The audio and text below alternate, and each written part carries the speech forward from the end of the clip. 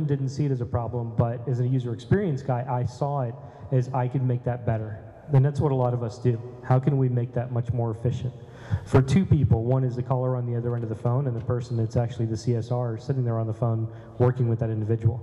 I thought of this technology. I sat back for about an hour. I figured out, hey, here's what I can do. I can implement this. I saw it a year ago. But then I thought about what's the limitations, what can it do, what can it not do. So we just don't throw out, a lot of us senior guys just don't throw out something and go, hey, let's do this because it's cool. We'll go, we should do this, and here's the reasons why. X, Y, Z, here's its limitations from a code standpoint, et cetera, et cetera. We implemented it for initially call center agents. And basically, long story short, as it shaved 6.5 minutes off the call time, so I had direct metrics, it was an $880,000 savings in the first 2 years that it was implemented for the company. Cool. That was really cool. That was a really good feeling that I was like, yeah, kick ass, through design, I fixed something. Awesome. We're totally messing up your microphone scheme. That's okay. So one of the biggest revelations in UX for me was the lean startup. Back when I read it, all these light bulbs went off. One of our products, I had a war room with schematics everywhere, an entire wall of pages, all these states. That week I discovered Lean Startup. We came back and took this app that was 20, 30 pages, super complex, turned it into 6 pages, built the minimum viable product, and we were able to stand up an entire social media interactive mobile app in just 2 weeks. Where before that would have been like a 4-month project. And in 2 weeks we had something people could use and people did use. And the idea that UX could make something super tight, super lean, that was focused on just the thing the users want to do, changed it all. I mean, it was a huge change in mindset. Cool. So if I'm a mobile developer and I want to sort of broaden my horizons and get into UX and adopt that into as part of my my long-term strategy, where do I start? You could go to, I mean, I have a ton of mobile developers that are coming to my user experience group on LinkedIn all the time, and they're in there, they just watch the conversations go by because people are posting about books that they've read, their stuff on Jared Spool. Jesse James Garrett is a big guy that's a user experience guy, and it's just reading what they've done, some of the case studies, some of the issues that they ran through, how they overcame something. And then in all due honesty, if you're part of the group, post up the question. If you have something, hey, this is how I get into it, I'm new to it, how do I, you'll get 50 responses in the first day of, hey, here's books to go look at, here's sites to go take a look at. What's your LinkedIn group called? User Experience. User Experience. Yeah, there's 45,000 plus members. Oh, wow, fantastic. That's great. Anyone else about getting started? Want to comment? Yeah, I mean, just change your mindset. I mean, sometimes we all get lost in a function or a task or doing something really intently, or an idea even, and we think it's great, and we work inside a bubble, but we don't get that outside touch that tells us, there's a user that interacts with what you're doing, and if you can question along the way, from the ideation to goal, and say to yourself at any point, and we were talking about this earlier, am I making it more complicated? Is it going to be confusing for the user at this stage? And you can answer yes. Anywhere in there, something's wrong, and you just feedback, like go to restart at that point and see where you can simplify and make that pathway a lot shorter pathway for your user to get to what they want to do. You'll never fail with KISS. You'll never fail with KISS. So I would just keep it simple, folks.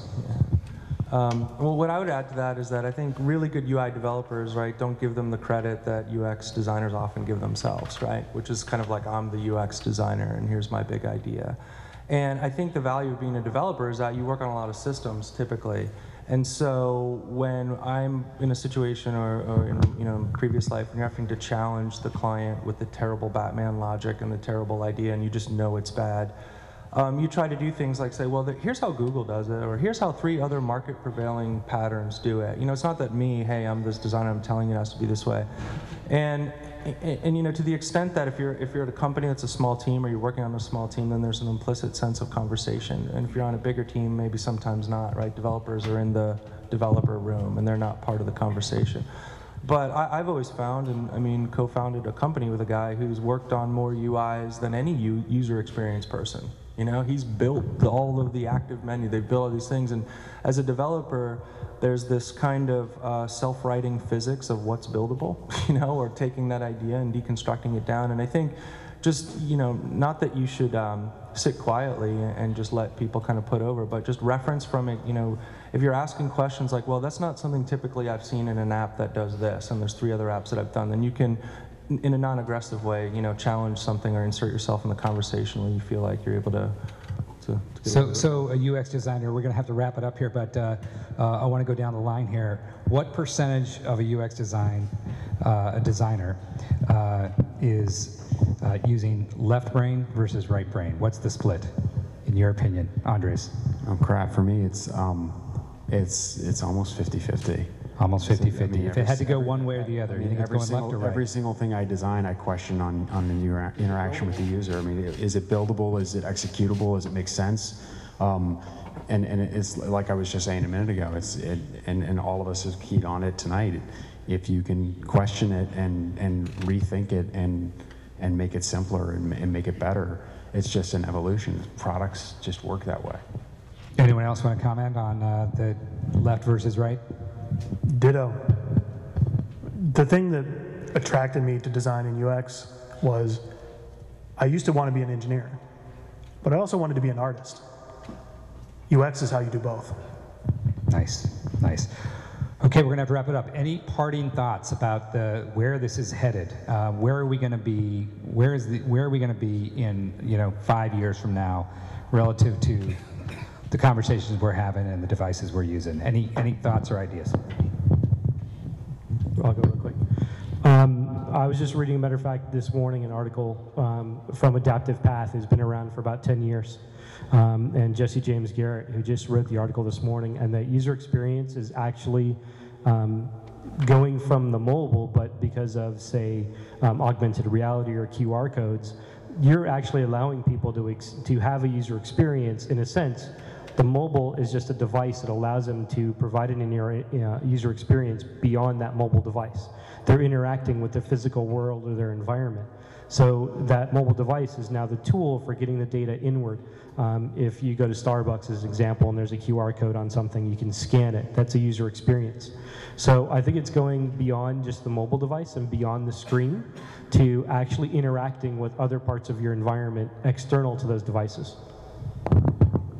So yeah, I mean, I think all of that is right on point. And in addition to that, I'd say that, you know, people are thinking about applications as a cross-channel experience, meaning you may start reading something on the web, finish it on your tablet, share it on your phone. And in terms of user experience, which relates specifically to how you interact with that device, there's customer experience, right, which goes to kind of the product strategy piece, which is the whole entire brand relationship that all of these user experiences contribute to.